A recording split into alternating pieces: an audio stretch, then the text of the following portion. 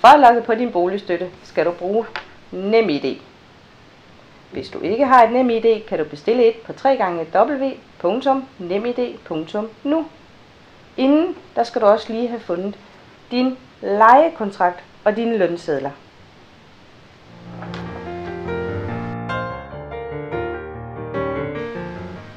Din boligstøtte bliver beregnet efter din A-indkomst. Det vil sige din indkomst efter dit arbejdsmarkedsbidrag er trukket fra.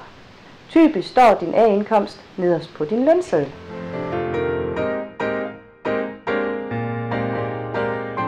Når du skal oplyse, hvilken adresse du søger boligstøtte til, er det vigtigt, at du først indtaster vejnavnet og bagefter klikker på hjælp til at vælge vejnavn for at bekræfte adressen.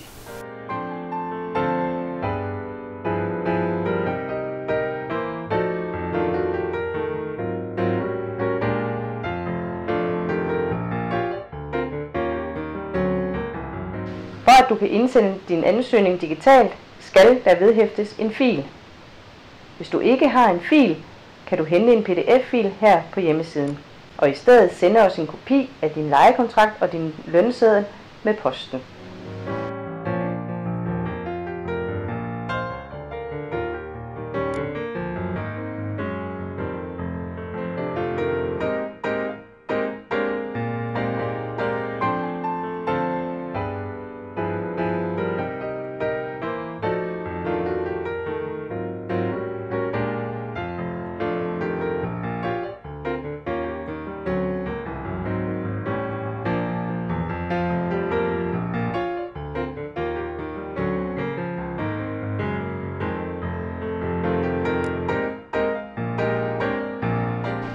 Hvis du har brug for hjælp, kan du finde hjælp ved at klikke på spørgsmålstegnet.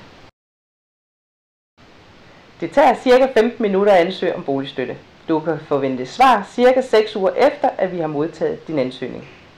Hvis du søger boligstøtte i forbindelse med en flytning, skal du huske at melde flytning her på vores hjemmeside.